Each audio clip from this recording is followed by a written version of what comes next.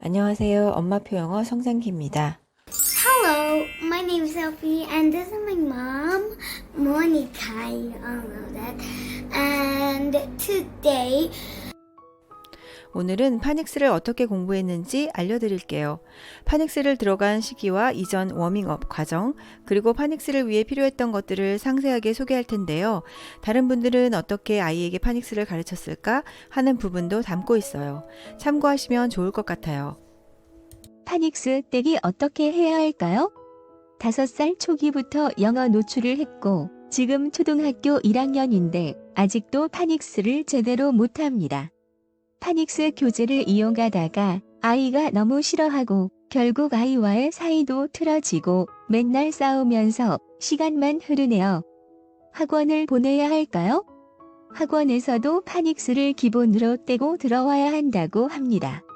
파닉스는 꼭 완벽하게 해야지 리딩이 되는 거죠? 언어학자인 촘스키는 1세에서 6세 시기인 유아기가 외국어를 배우는 데 결정적인 시기라고 했습니다. 이 시기의 아동은 언어 환경에 자연스럽게 노출되기만 하면 몇 개의 언어라도 모국어처럼 쉽게 배울 수 있다라고 하였죠. 영유아 시기에는 엄마가 책을 읽어주고 애니메이션이나 책 등의 음원을 이용하기만 해도 듣기와 말하기는 수월하게 해낼 수 있어요. 그런데 아이 스스로 읽는 리딩으로 가기 위해서는 파닉스라는 산을 넘어야 합니다. 문제는 파닉스 학습에 너무 많은 시간을 허비하다 보면 오히려 영어 정체기를 맞이하거나 아이가 학습으로 인식하면서 그동안 즐겁게 배웠던 영어에 반감이 생기기도 한다는 거예요. 실제로 저도 이러한 사례를 많이 보았어요. 딸 아이와 비슷한 시기에 영어 노출이 되었던 아이가 파닉스 떼기에만 2년 가까운 시간을 허비했고 늦게 시작하여 챕터북을 읽는 다른 아이보다 더 뒤처지면서 영어에 대한 자신감도 함께 떨어지게 되었죠. 지금부터는 엄마표 영어로 시작해서 어떻게 리딩으로 넘어가게 되었는지 경험담을 알려드리도록 할게요. to 100, Letitia walked into the kitchen and washed her hands for dinner. What have you been up to? Her mother asked. I've been counting. I need to know what I have 100 of, Letitia said. I have 190 stickers, 106 pennies, but only 74 crayons. Why do you need 100 things? Her mother asked. Sue left her dormitory early that morning. She had even washed her uniform the night before. She wanted to look nice for the day. Sue was committed to learning, and she had a talent for getting good grades. In fact, Sue didn't sleep much. She calculated, however, that she only had enough time for a few hours of sleep. She composed a paper and did some work on her thesis. It is obvious that you have exhausted yourself, the nurse said. 저는 딸 아이가 7세 되는 3월부터 본격적으로 파닉스를 시작했어요. 그런데 정작 파닉스를 떼기 위해서 관련 문제집을 사거나 학습을 시키지는 않았어요. 그럼 어떻게 파닉스라는 산을 넘어 리딩을 하게 되었을까요? 즐겁게 리딩으로 넘어가기 위해서는 일단 엄마의 조바심이 없어야 된다고 생각합니다. 그래야 엄마나 아이도 스트레스를 받지 않고 좋은 관계를 유지할 수 있죠. 관계가 틀어지면 결국 파닉스를 위해 학원을 선택하게 되는 경우를 많이 보았어요. 그러기 위해서는 파닉스를 배우는 시기가 무척 중요하다고 생각을 했어요. 너무 일찍 파닉스에 몰입하게 되면 듣고 이해하고 상상해야 할 시기를 놓쳐버릴 수도 있고 또 초등학교 입학 후 파닉스를 학습하게 되면 준비가 안 된 상태라 엄마의 마음이 급해지고 아이를 푸시하게 되기 때문이죠. 개인적으로 초등학교 입학 전인 7세가 파닉스 떼기에 가장 여유로운 시간이라고 생각했어요. 너무 빠르지도 않고 너무 늦지도 않고. 당시 딸애는 일반 유치원을 다니고 있었고 한글을 뗀 상태였어요. 한글도 책을 많이 읽어주다 보면 아이 스스로 글자를 읽으려는 노력을 하듯 영어 또한 마찬가지랍니다. 친구에게 카드나 편지를 쓸 때 영어 단어를 쓰는 등의 모습을 보여주던 때가 6세 중반이었어요. 본격적으로 7세 3월 파닉스 떼기에 들어가기 전에 워밍업을 살펴보면 ABC 등을 따로 공부할 필요는 없었어요. 알파블록스 같은 유튜브 동영상이나 마더구스 등의 영어 동요를 틀어주면서 자연스럽게 익혀지게 되었고 6세 초반부터는 스타폴닷컴을 열어주었어요.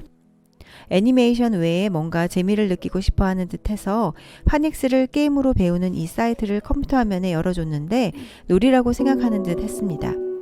스타플닷컴은 무료로 사용하여도 컨텐츠가 많아서 7세는 물론이고 8세 초반까지 아이 스스로 종종 애용했어요. 여기까지가 영어 리딩으로 넘어가기 위한 계획되지 않은 준비 단계였어요. 하지만 어떠한 푸시도 없이 놀이로 접근되었던 것이었기 때문에 아이도 저도 스트레스가 없었어요. 본격적으로 7세 3월부터 통문자 방식으로 책 읽기 독립을 시켜야겠다는 결심을 합니다. 통문자 읽기는 파닉스처럼 한 글자 한 글자 소리 읽기를 배우는 것이 아니라 단어를 소리와 눈으로 익숙해지게 만드는 방법이에요. 쉽게 말하면 집중 듣기라고 할 수 있어요. 아이의 눈으로는 글자를 보고 귀로는 동시에 소리를 듣는 건데요. 엄마의 손으로 지정된 글자를 mp3 음원으로 듣고 같은 단어가 계속 쌓이다 보면 아, 이 단어는 이렇게 소리가 나는 거구나를 스스로 깨닫는 거죠. 파닉스도 그러하지만 통문자로 익히는 것도 영어 듣기가 먼저 수반되면 아이의 거부감 없이 물 흐르듯 흘러갈 수 있어요. 앞서 말씀드렸듯이 파닉스를 위한 문제집을 사거나 풀어본 적이 없어요. 따로 파닉스만을 떼기 위해 시간 투자를 하지는 않은 거죠. 필요했던 건 mp3 등의 음원과 단계별로 읽을 수 있는 책뿐이었습니다. 이를 위해서 제가 선택했던 것은 라츠키즈라고 불리는 온라인 영어 도서관, 즉 이북이었어요. 이북에 대한 설명은 제 블로그에 올려두었으니 참고하시면 좋을 것 같아요. 추후 동영상에서도 소개해 보도록 하겠습니다. 라츠키즈는 그림과 단어 하나씩을 담고 있는 A단계에서 Z단계까지 글과 내용이 늘어나는 구조의 이북이에요. 이북을 이처럼 통문자를 이용한 파닉스 떼는데 이용한 이유는 책과 함께 음원이 자동적으로 제공되기 때문이었죠. 그동안 책 음원 외에는 모두 제 목소리로 책을 읽어줬는데 이제부터는 정확한 소리를 듣는 게 좋겠다고 생각했어요.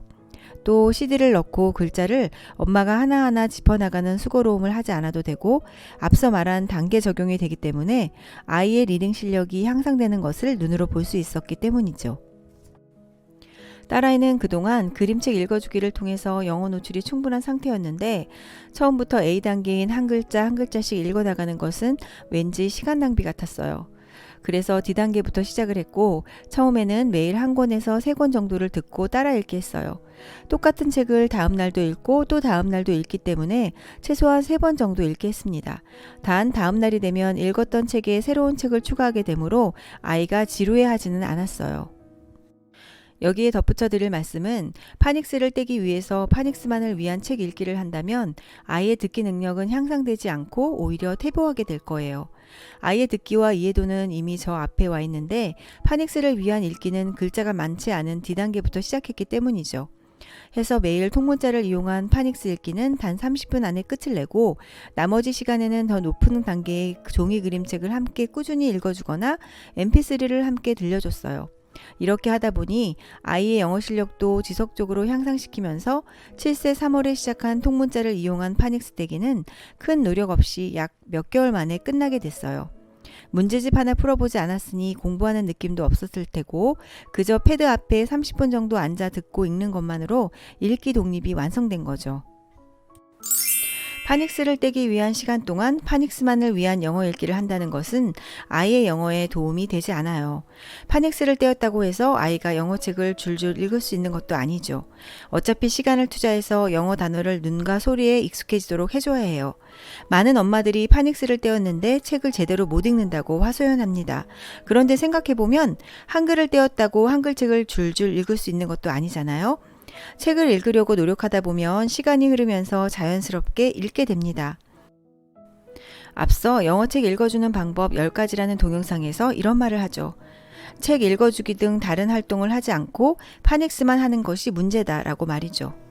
파닉스는 그저 하루에 몇 분만 투자해서 여유롭게 배운다고 생각하고 나머지 시간을 책을 읽어주거나 들려주는 것으로 채우는 것이 현명한 방법이에요. 한 엄마가 파닉스를 가르쳐봐도 제대로 읽을 줄 몰라 스트레스를 받는다고 했을 때 제가 했던 방법을 권유했고 이후 아이의 읽기 능력이 몇 개월 만에 크게 향상되는 모습을 보고 내 아이뿐 아니라 다른 아이에게도 큰 도움이 되는 것임을 느꼈답니다.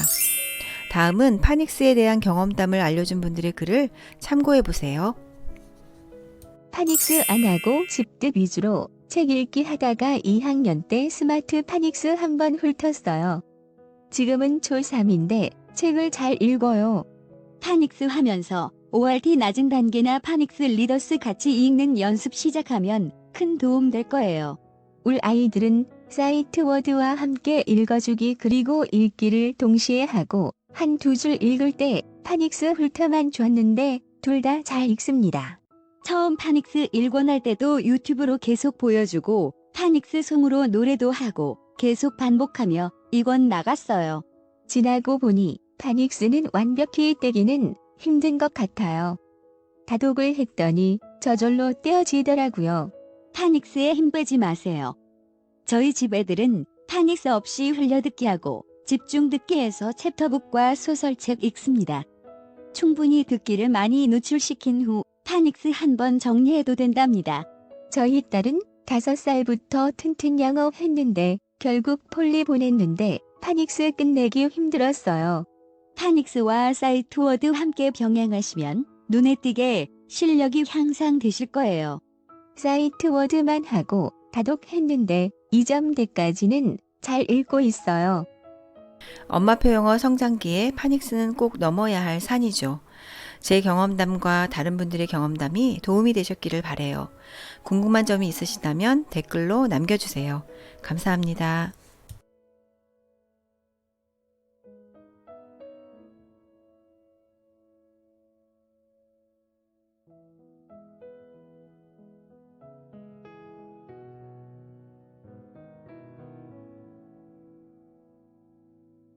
좋아요. 감사합니다.